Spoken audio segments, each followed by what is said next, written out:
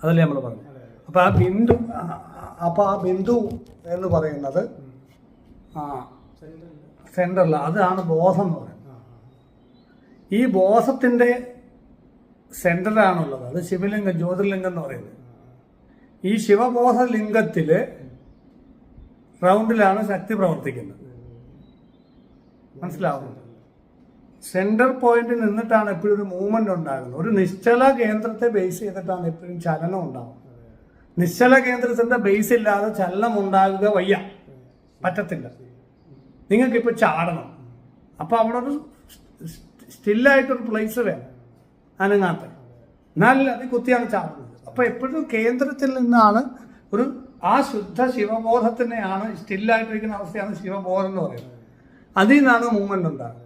ഈ മൂവ്മെന്റിന്റെ ചക്രത്തിന്റെ എഡ്ജിൽ ഏറ്റവും അവസാനം ഉള്ളിടത്തുള്ള ദേവതകൾ എന്ന് പറയുന്നതാണ് ഏറ്റവും ഈ സെന്ററുമായിട്ട് ഏറ്റവും അകന്നിരിക്കുന്ന ദേവതകൾ.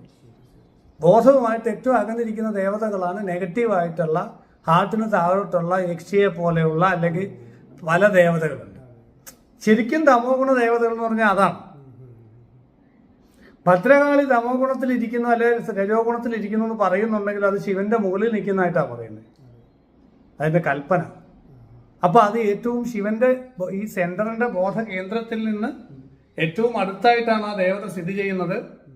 ആ ശിവന്റെ ശിവദൂതി എന്ന് ലളിതാസമത്ത് വിളിക്കുന്നു. ശിവന്റെ ഉദ്ദേശങ്ങള്, ഈ ബോധത്തിന്റെ ഉദ്ദേശങ്ങൾ നടപ്പിലാക്കാൻ വേണ്ടിയിട്ട് ഓരോ ഗുണം എടുത്ത് അവതരിക്കുകയാണ് അവിടെ ചെയ്യുന്നത്. ഈ ശിവബോധം തന്നെ ശക്തി സ്വരൂപത്തിൽ അവതരിക്കുകയാണ് അവിടെ ചെയ്യുന്നത്.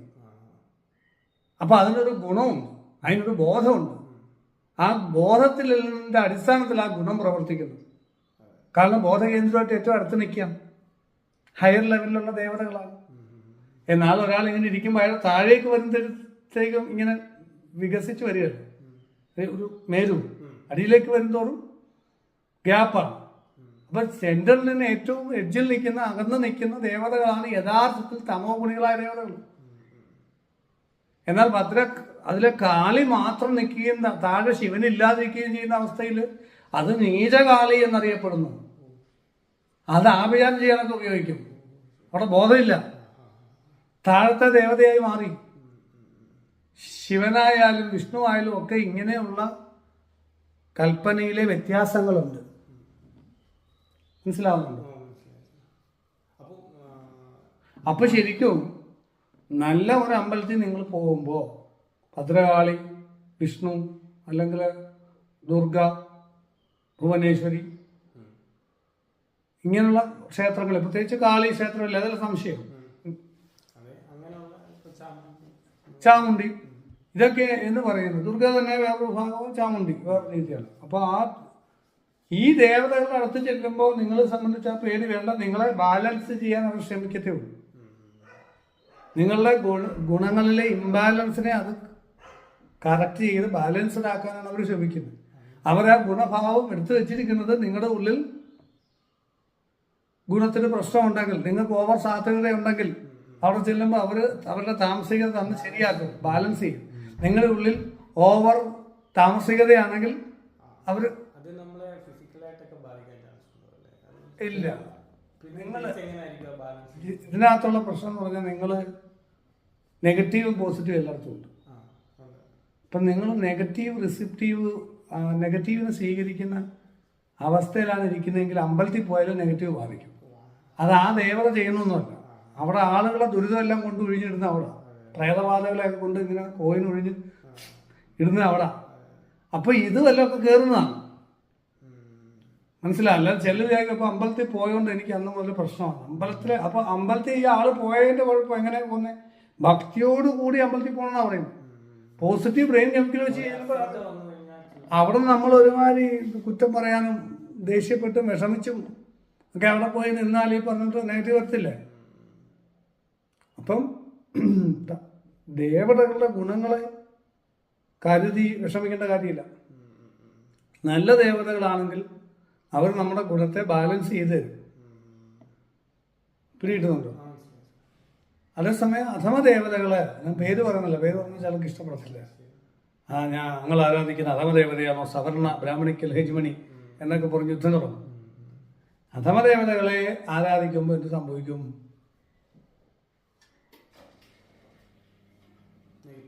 അവരുടെ ഗുണത്തിന് ബോധമായിട്ട് ബന്ധമില്ല. അവർ ആ ഗുണം ചെയ്ത് തരും അവരുടെ കയ്യിലുള്ള ഏതാണ്. അവിടെ നിങ്ങൾ ഈ പറയുന്ന പ്രശ്നം വരും. അവിടെ നിങ്ങൾ ഈ പറഞ്ഞ പ്രശ്നം ബോധമില്ലാത്തതുകൊണ്ട് ഈ പ്രശ്നം വരും. ദേവതാ വിധാനങ്ങൾക്ക് പ്രാധാന്യമുണ്ട്. കാളിയാണ് പറഞ്ഞിട്ട് കാര്യമില്ല. എങ്ങനത്തെ കാളി, ഏത് കാളി, ശ്മശാന കാളിയാണോ, ക്രമകാളി സമ്പ്രദായത്തിലുള്ള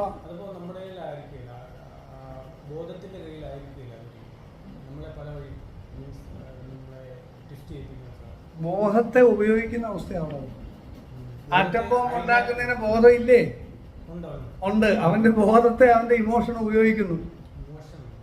ഇമോഷൻ അല്ലെ ബാധകൾ അവന്റെ ബോധത്തെ ഉപയോഗിച്ച് എങ്ങനെ കൊല്ലാമെന്ന് നമ്മൾ ഗവേഷണം നടത്തുന്നു. പക്ഷെ ബോധം ഉയർന്നു നിൽക്കുമ്പോൾ ബോധം എനർജികളെ യൂസ് ചെയ്തിട്ട് പോസിറ്റീവ് ആകും. തമോ ഗുണത്തിലുള്ള ദേവതകളെ ഉപയോഗിച്ചിട്ട് ചെയ്യുമ്പോൾ അത് പോസിറ്റീവായിട്ട് മാറുക. ഇപ്പം നമ്മളിവിടെ ശാന്തരായിട്ടിരുന്നിരിക്കുന്ന എന്തുകൊണ്ടാണ്? അതിർത്തിയിൽ പട്ടാളക്കാർ മരിക്കാൻ കിടക്കുന്നുണ്ടല്ലേ, അല്ലേ? ശരിയാണ്. അപ്പൊ നമ്മുടെ സാത്വികത താങ്ങി നിർത്തുന്ന ആരാ? അതിർത്തിയിലെ തമോ ഗുണമല്ലേ? ബാലൻസിങ് ഉണ്ട് ഗുണങ്ങൾ തമ്മിൽ. നമ്മൾ അറിയത്തില്ല പലപ്പോഴും. ഞാൻ പറയുന്നത് മനസ്സിലാവുന്നില്ല. നമ്മളെപ്പോഴും ഒരു സൈഡേ കാണുന്നുള്ളൂ. എപ്പോഴും ബാലൻസിങ് ഉണ്ട്. അതാണ് അദ്വൈതം പറയുന്നത്. ആ ഗുണാതീതമായ അവസ്ഥയാണ് യഥാർത്ഥ സത്യം എന്ന് പറയുന്നത്. അപ്പോ തീർച്ചയായിട്ടും അവിടെ നമ്മുടെ ഗുണങ്ങളെ ബാലൻസ് ചെയ്യാൻ ബോധത്തിന് പറ്റും. ബോധം ഉയർന്നു നിൽക്കുമ്പോൾ ഗുണങ്ങളെ ഉപയോഗിക്കുന്നു. ദേവതകളാണ്, ഗുണങ്ങളാണ് ദേവതകൾ. ഗുണങ്ങളെ ഉപയോഗിക്കുന്നു, ദേവതകളെ ഉപയോഗിക്കുന്നു. പക്ഷേ ബോധം താഴ്ന്നു നിൽക്കുമ്പോൾ ദേവതകൾ ബോധത്തെ ഉപയോഗിക്കുന്നു, ഗുണങ്ങൾ ബോധത്തെ ഉപയോഗിക്കുന്നു. ത്രിഗുണങ്ങൾ ബോധത്തെ ഉപയോഗിക്കുന്നു, ബോധം ത്രിഗുണങ്ങളെ ഉപയോഗിക്കുന്നു. ഇതിലേതാണെന്നാണ് ചോദ്യം. മനസ്സിലാവുന്നുണ്ടോ? ബോധം കുറഞ്ഞു നിൽക്കുമ്പോൾ എന്ത് പറ്റും?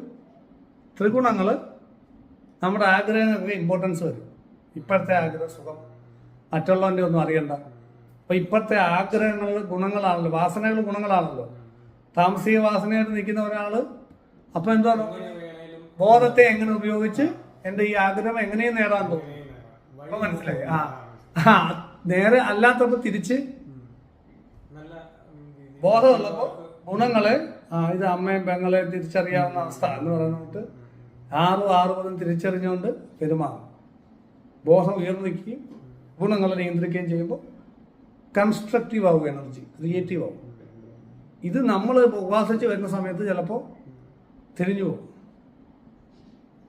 തിരിഞ്ഞു പോകുമ്പോൾ പ്രശ്നമുണ്ടാകും, ബുദ്ധിമുട്ടുകളുണ്ടാകും. ബോധമില്ലാതെ, അതാണ് താന്ത്രിക പ്രത്യാഹാര ധ്യാനം ചെയ്യാൻ പോകും. ആ ധ്യാനം വെച്ചേക്കുന്ന അതിനാ ശിവബോധത്തിൻ്റെ അടിയിൽ വേണം. അത് കൂടുതൽ ചെയ്യണമെന്നൊക്കെ പറഞ്ഞതാണ്. അതിൽ കുറച്ച് ജപിച്ചാൽ മതി എന്ന് പറയുന്നത്. അത് കൂടുതൽ സമയം ജപിക്കും. കൂടുതൽ ജപിക്കാൻ പറ്റുന്ന ജപിക്കണം, കുഴപ്പമില്ലെങ്കിൽ നല്ലതല്ലേ? അല്ല, ഇപ്പൊ കൈവിട്ട് പോവാണെങ്കിൽ കുറച്ചാൽ മതി. ഇല്ലെങ്കിൽ കൂടുതൽ ജപിച്ചോ. 108 ജപിക്കും, 1008 ജപിക്കാം. അതല്ല ബുദ്ധിമുട്ട് തോന്നുവാണെങ്കിൽ അപ്പം അങ്ങ് കുറച്ചാൽ മതി. അല്ലെങ്കിൽ എന്ത് പറ്റും? നമ്മൾ ആവശ്യത്തിനുള്ളത് പോലും ചിലപ്പോൾ ആവത്തില്ല. 10 എന്ന് പറഞ്ഞാൽ ഒന്നുമില്ലല്ലോ. മനസ്സിലാവുന്നു? അത് മതി മിനിമം വെച്ചേക്കുന്നത്. പക്ഷെ കുറച്ചുകൂടെ ആവാമല്ലോ.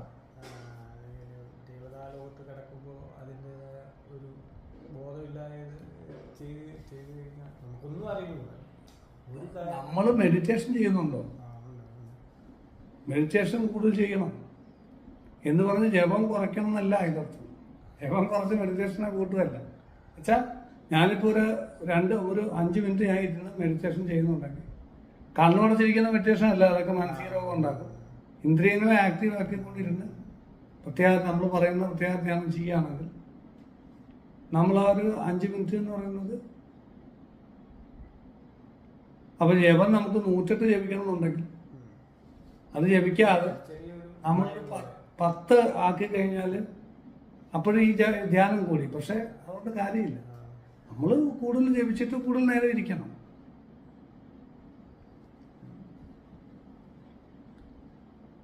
പിന്നെ നമ്മൾ കൂടുതൽ ഒരു സ്ഥലത്ത് ശ്രദ്ധ കേന്ദ്രീകരിക്കുമ്പോൾ അത് നമ്മളായിട്ട് മാറും. ഇപ്പോൾ ക്രിയേറ്റീവായിട്ട് അല്ലെങ്കിൽ ഒരു കാര്യം അത് നമ്മളെ, അല്ലെങ്കിൽ ഒരു ദേവതയെ പ്രാർത്ഥിക്കാൻ പോകുന്നു, അല്ലെങ്കിൽ നമ്മളിപ്പോൾ എന്താ ഒരു ക്ഷേത്രത്തിൽ പോകുന്നു, ആ ഒരു എന്താ പറയുക, ഇപ്പോൾ കോൺസെൻട്രേഷൻ്റെ പീക്ക് ലെവലിൽ നിൽക്കുകയാണ്. ഇപ്പോൾ ഒരു കല ആസ്വദിക്കും, ആ കല ആസ്വദിച്ച് കഴിയുമ്പോൾ എന്താ ഒരു കഥകളി, ഞാനിപ്പോൾ മൈൻഡിൽ ഒരു ഒരു ഒരു ഡാൻസിൻ്റെ ഒരു സ്ട്രക്ചറുകൾ മീൻസ് ഒരു പോസ്, ആ പോസിൽ കുറേ നേരം നമ്മൾ അറിയാണ്ട് അങ്ങ് നിമഗ്നനായിരിക്കും. അത് നെഗറ്റീവുകൾ ഉള്ളതുകൊണ്ടാണ്. മീൻസ് അത് എനിക്കിപ്പോൾ പറഞ്ഞാൽ ഞാൻ അന്ന് രാത്രി ഞാൻ ഒരു കഥകളി ഡാൻസ് കണ്ടിരുന്നു. ഞാൻ കുറച്ച് നേരം ഒരു നർത്തകൻ ഒരു സ്ട്രക്ചർ നിൽക്കുകയായിരുന്നു, ഒരു എങ്കോണിക്സ് നിൽക്കുകയാണ്. നമ്മൾ ഭയങ്കര സൗന്ദര്യമാണ് അത് കാണാൻ, പക്ഷെ കുറച്ച് സ്റ്റക്കായിപ്പോയി. അപ്പോൾ അതുപോലെ ഇരുന്ന് എൻ്റെ മുടിയാണ്, അതുപോലെ ഇരുന്ന് പോയി, ശരീരം അതുപോലെ പോയ പോലെ ഫീൽ ചെയ്തു. പിന്നീട് അതെങ്ങനെ അതുപോലെ അങ്ങനെ ഇരുന്നോ? അല്ല, ഞാൻ ഒന്നുമില്ല, ഞാൻ പറഞ്ഞു എൻ്റെ മനസ്സിൻ്റെ ആണുള്ളത്.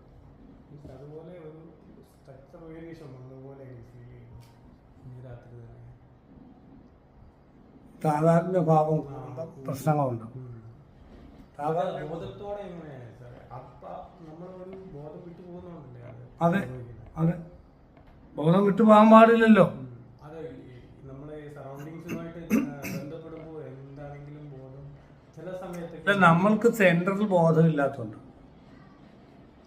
നമ്മുടെ സെൻറ്ററിലൊരു ബോധമുണ്ട്, പുറത്തൊരു ബോധം. അപ്പോൾ ഈ സെൻറ്ററിലുള്ള ബോധമായിട്ട് കണക്ട് ചെയ്ത് നിന്നുകൊണ്ട് പുറത്തോട്ട് പോയില്ലെങ്കിൽ സെൻറ്ററിലെ ബോധം വിട്ടുപോയി മൊത്തം പുറത്തായി. മനസ്സിലാവുന്നുണ്ട്? ഇപ്പം ചരട് പൊട്ടിയ വട്ടെന്ന് പറയുന്നുണ്ട്, മനസ്സിലാവുന്നുണ്ട്? അപ്പോൾ ആ സെൻറ്ററിലെ ബോധമാണ് ചരട് പിടിച്ചോണ്ടിരിക്കുന്ന നമ്മുടെ ബേസ്. പട്ടത്തിൻ്റെ ബേസ് അവിടെയാണെന്ന് പട്ടത്തിൻ്റെ ഒരു ബോധം വേണം. അതേസമയം പട്ട ഇത് വിട്ടാൽ അങ്ങ് പറഞ്ഞ് പോയി ഒരു ഘട്ടം കഴിഞ്ഞാൽ പിന്നെ തിരിച്ചു നോക്കുമ്പോൾ എവിടാണെന്നും അറിയത്തില്ല, കാട്ടിനകത്ത് പോകുന്ന കൂട്ടാണ്. ജപിക്കണം, മെഡിറ്റേഷൻ ചെയ്യണം. അതിന് പറ്റാത്തവരുള്ള എളുപ്പ വഴികൾ നോക്കിയല്ലേ നമ്മള്. മെഡിറ്റേഷൻ ചെയ്യുന്ന പ്രത്യേകത്തെയാണ് ചെയ്യുന്നതിര, അത് വെച്ചേക്കുന്നതിര. ലോകത്തിലെ ഏറ്റവും പ്രധാനപ്പെട്ട പഴയതും പുതിയതുമായ ധ്യാന പദ്ധതികളൊക്കെ പഠിച്ച് അതിലെ ഏറ്റവും പ്രധാനപ്പെട്ട ഏറ്റവും ഗുണകരമാണെന്ന് ബോധ്യപ്പെട്ടിട്ടുള്ള സംഭവങ്ങൾ ആറ്റിക്കുറുക്കിയ മെഡിറ്റേഷൻസാണ് ഞാൻ നിങ്ങൾക്ക് തന്നിട്ടുള്ളത്. ശ്രീവിദ്യയുടെ ബേസ്, ശ്രീവിദ്യയാണ് ബേസ്. അതിൻ്റെ കൂടെ അത് ഉൾപ്പെടെയാണ് തന്നിട്ടുള്ളത്. കൗൺസിലിങ്ങിൻ്റെ ഇൻഫർമേഷൻസ് വരെ ഉണ്ട്, സൈക്കോളജിക്കൽ. ഇത് അടിപൊളി സാധനം. ഇത് ചെയ്യാൻ മടിയാന്ന് പറഞ്ഞാൽ പറ്റുമോ? ഇത് മൊത്തം ചെയ്യാതിരുന്നിട്ട് കാര്യമില്ല. അത് വളരെ കുറച്ച് സാധനം, അത് നമുക്ക് ചെയ്യാൻ സമയമില്ല, പറ്റത്തില്ല എന്ന് പറഞ്ഞാൽ പറ്റത്തില്ല. അത് മൊത്തം ചെയ്യുമ്പോഴാണ് ആ പഞ്ചകോശങ്ങളുടെ ശുദ്ധി എന്ന് പറഞ്ഞ ഈ കോഴ്സിനൊരു പ്രാധാന്യം വരുന്നത്, അത് റിസൾട്ട് കിട്ടുന്നത്. അത് കുറച്ച് ഞാൻ ചെയ്യും, മറ്റേ ചെയ്യും, അങ്ങനെ പറ്റത്തില്ല. അപ്പോൾ ആ മെഡിറ്റേഷൻ്റെ ഇമ്പോർട്ടൻസ് ആണത്. അതില്ലാത്തതുകൊണ്ടാണ് സ്വയം മറന്നു പോകുന്നത്. മെഡിറ്റേഷൻ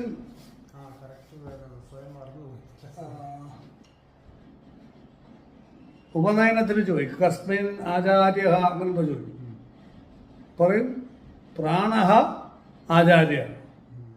എൻ്റെ ആചാര്യൻ്റെ ആരാണ്? പ്രാണനാണ്. പ്രാണനെ അറിയണമെങ്കിൽ മെഡിറ്റേഷൻ ചെയ്യട്ടെ. അതിന് പ്രാണനെ അറിയുന്നതനുസരിച്ച് പ്രപഞ്ച രഹസ്യം മുഴുവൻ നിങ്ങൾക്ക് വെളിവായി കിട്ടും. പറഞ്ഞു കൊടുക്കാൻ ഒരാൾ കൊടുത്തില്ല, നമുക്കെല്ലാം മനസ്സിലാവും. അതിനേന് ഫ്രീഡം കിട്ടിക്കൊണ്ടിരിക്കും ജീവിതത്തിൽ, കർമ്മഫലങ്ങളിൽ നിന്ന്. അപ്പൊ ആരാണ്? പ്രാണനാണ് നമ്മുടെ ആചാര്യൻ. ആചാര്യനെ ആദ്യം കണ്ടുപിടിക്കണ്ടേ, പ്രാണൻ എന്തോന്ന് അറിയണ്ടേ? കോയിൻ മൂവ് ചെയ്തുകൊണ്ടാണ്. അപ്പൊ ആ പ്രാണനെ അറിയുക എന്നുള്ളതാണ് യഥാർത്ഥത്തിലുള്ള മെഡിറ്റേഷൻ. അതാണ് ചെയ്യേണ്ടത്. അതിനാ ഇങ്ങനെ ചെയ്യാൻ പറയുന്നത്. ഏത്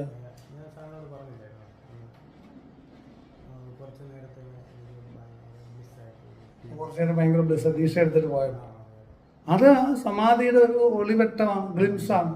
ഇങ്ങനെ ഉണ്ടെന്ന് അറിയിക്കാൻ വേണ്ടി പിള്ളേർക്കൊരു മുട്ടായി കൊടുക്കത്തില്ല, പ്രോത്സാഹനം സമ്മാനം എന്ന് പറഞ്ഞ പരിപാടിയില്ല. എന്തുവാ ഏറ്റവും പുറയുന്നതിനാണ് വിഷമിക്കേണ്ട, ഭാവിയിൽ നിനക്ക് ഒരു പക്ഷെ ഇങ്ങനൊക്കെ കിട്ടും എന്ന് പറഞ്ഞ ഒരു സാധനം. അത് ഇപ്പോഴും വാശി പിടിക്കില്ല, അത് വരുമ്പോൾ വരും. നമ്മൾ ആ അപ്പം അങ്ങനെ ചെയ്യുമ്പോൾ അത് റിസൾട്ട് വരും. പിടികിട്ടുന്നുണ്ട്. അപ്പം അതുകൊണ്ട് ഇങ്ങനെയൊക്കെ ഉണ്ട്. പക്ഷെ സൈഡിൽ നിന്ന് നമ്മൾ വർക്ക് ചെയ്ത് പിന്നെ ശ്രീചക്രത്തിൽ നമുക്ക് ഗണപതി കാണാൻ പറ്റും. ഞാൻ ആ സ്ട്രക്ചർ എല്ലാം ഉണ്ട്. ശ്രീചക്രത്തിൽ ഇല്ലാത്തൊന്നുമില്ല, എല്ലാം ഉണ്ട്. എന്തും കാണാം. പക്ഷെ ഇമാജിനേഷൻ അല്ല സർ, അല്ലാതെ നമുക്ക് കറക്റ്റ് ഈ പറഞ്ഞ പോലെ ബോധത്തോടെ ഇങ്ങനെയുള്ള അമ്പലങ്ങളിലോ അല്ലെങ്കിൽ വേറൊരാളോട് ഇതുപോലെ തന്മണമുള്ള ഒരാളോട് ഗുണങ്ങളാണ് നിയന്ത്രിക്കുന്നത്. സംസർഗം ഉണ്ടാകുമ്പോൾ അവരുടെ ആ ഒരു പവർ നമ്മളിലേക്ക് വരാനുള്ള ഒരു ഇതുണ്ട് ഉണ്ടല്ലോ.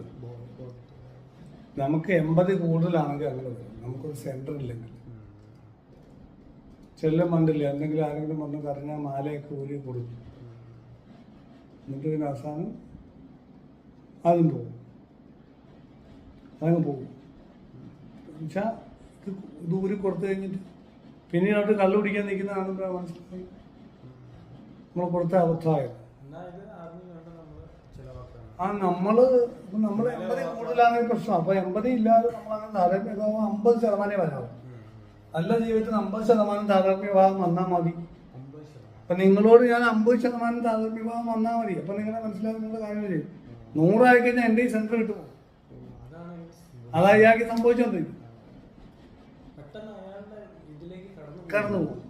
അയാൾ ഒരു വസ്തുവോ ഒബ്ജക്റ്റോ അല്ലെങ്കിൽ സംവിധാനങ്ങളോ അതിലേക്ക് നമ്മൾ ഒരു ഇമ്പോർട്ടൻസ്, നമ്മുടെ ശ്രദ്ധ, ബോധം നമ്മളില്ലാതെ നമ്മുടെ കാര്യം നമ്മൾ ഓർക്കത്തില്ല, നമ്മുടെ സെൻറ്റർ ഓർക്കത്തില്ല. എന്നിട്ട് നമ്മൾ ചരട് പൊട്ടിയ പട്ടം പോലെ നടക്കും.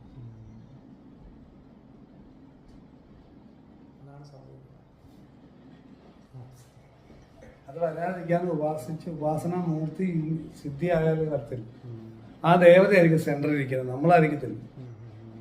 അപ്പോൾ പിന്നെ അത് വേണ്ട വിധം ബുദ്ധി ഉണ്ടല്ലോ, വേണ്ട വിധം കൈകാര്യം ചെയ്യും. ദേവി ഉപാസന ചെയ്യുന്നതിനാണ്.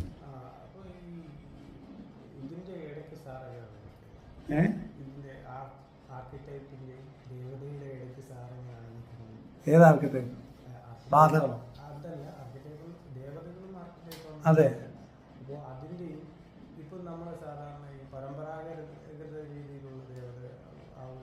തമ്മിൽ വ്യത്യാസമുണ്ടോ? എനിക്കറിയാം, മനസ്സിലായി. പരമ്പരാഗത ദേവതകളെ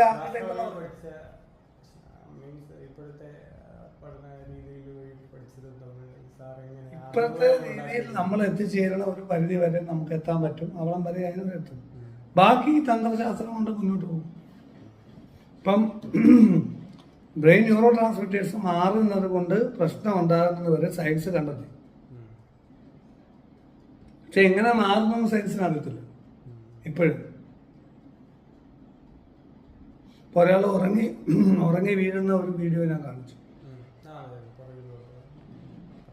ഉറങ്ങി വീഴുക, എപ്പോഴും ഉറങ്ങിയിരുന്നു. അതിൽ ഡോക്ടർമാർ അവരെ ചികിത്സിച്ചിട്ട് പറ്റത്തില്ലെന്ന് പറഞ്ഞു. പുള്ളി എപ്പോഴും ഇങ്ങനെ ഉറക്കം ഒന്നും ചെയ്യാൻ പറ്റത്തില്ല. അപ്പോൾ എന്താ കാര്യം എന്ന് പറ്റില്ല, ഇത് മാറാത്തത്. അപ്പം നമ്മൾ ശ്വസനവും കഴിച്ച് ആവാഹിച്ചപ്പോൾ അത് മാറി. ഞങ്ങൾ രണ്ടുപേരും ക്രിക്കറ്റ് കളിച്ചു വീടിൻ്റെ ഫ്രണ്ട്, വീഡിയോ കാണിച്ചു. അതെന്താ ആ ഉറക്കത്തിൻ്റെ മെലാട്ടോണിൻ ന്യൂറോ ട്രാൻസ്മിറ്റർ കൂടുന്നത് കണ്ടുപിടിച്ച് അത് ബാധയായിരുന്നു. കാരണം അത് ആവാഹിച്ച് മാറ്റിയപ്പോൾ ബ്രെയിൻ കെമിക്കൽസ് നോർമലായി. അപ്പോൾ അവിടുന്ന് അങ്ങോട്ട് പഠിക്കണമെങ്കിലും ചെയ്യണമെങ്കിലും സയൻസിൻ്റെ മൈൻഡ് കിട്ടണം. കാരണം സയൻസ് വസ്തുനിഷ്ഠമായി പഠിക്കുന്നു. അവിടുന്ന് പക്ഷെ അനുഭവങ്ങൾ വ്യക്തിനിഷ്ഠമാണ്. വ്യക്തിനിഷ്ഠമായി പഠിച്ചെങ്കിലേ അവിടുന്ന് മുകളിലേക്ക് ഉയർന്ന അറിവിലേക്ക് എത്താൻ പറ്റും. ഇപ്പം നിങ്ങൾ ഒരു ഇത് മൊബൈലിൽ പറഞ്ഞാൽ കാണാം, എനിക്കത് മനസ്സിലാവും. പുറത്തുള്ള എനിക്ക് നിങ്ങളെ ഇഷ്ടമാണെന്ന് നിങ്ങൾ എന്നോട് പറഞ്ഞാൽ ഞാൻ തെളിവ് ചോദിച്ചാൽ പറ്റും. കണ്ട അവിടെ നിന്ന് അങ്ങോട്ട് കാര്യങ്ങൾ വ്യക്തിനിഷ്ഠമാവുന്ന കണ്ടോ പഠനം മനസ്സിലാവുന്നു. എൻ്റെ ഇവിടെ ആജ്ഞാചക്രത്തിൽ ഒരു വൈബ്രേഷൻ ഉണ്ട്, അല്ലെങ്കിൽ നെഞ്ചിന് വൈബ്രേഷൻ ഉണ്ട്, ഉറക്കം വരുന്നില്ല, ഹാർട്ട് ബീറ്റ്സ് കൂടില്ല, കൈക്ക് പരിപ്പ്, കാലിന് പരിപ്പ്, ആ ദേഹം മൊത്തം വേദന, അത് ഇത് മറ്റേത് മനസ്സിലായി. ഡോക്ടർമാരെ നോക്കുമ്പോൾ ഒരു കുഴപ്പമില്ലെന്നാണ് പറയുന്നത്. പക്ഷെ എനിക്ക് മൊത്തം കുഴപ്പം. അപ്പോൾ അവിടെ തെളിവ് നോക്കിയാൽ പറ്റും. അവിടെ വ്യക്തിനിഷ്ഠമായി പഠിച്ചെങ്കിലല്ലേ മനസ്സിലാക്കും. അങ്ങനെ പഠിക്കുമ്പോഴാണ് ഇതിനുള്ള കാരണങ്ങൾ ബാധാദോഷങ്ങളാണെന്ന് മനസ്സിലാക്കി അതുങ്ങൾ ഹീൽ ചെയ്ത് മാറ്റേണ്ടതായിട്ട് വരുന്നത്. എന്നിട്ട് നമ്മൾ ഉപാസിച്ചാൽ മതി, അത് പോസിറ്റിവിറ്റി മെയിൻറ്റെയിൻ ചെയ്താൽ മാത്രം മതി. പിടികിട്ടിയാൽ മതി.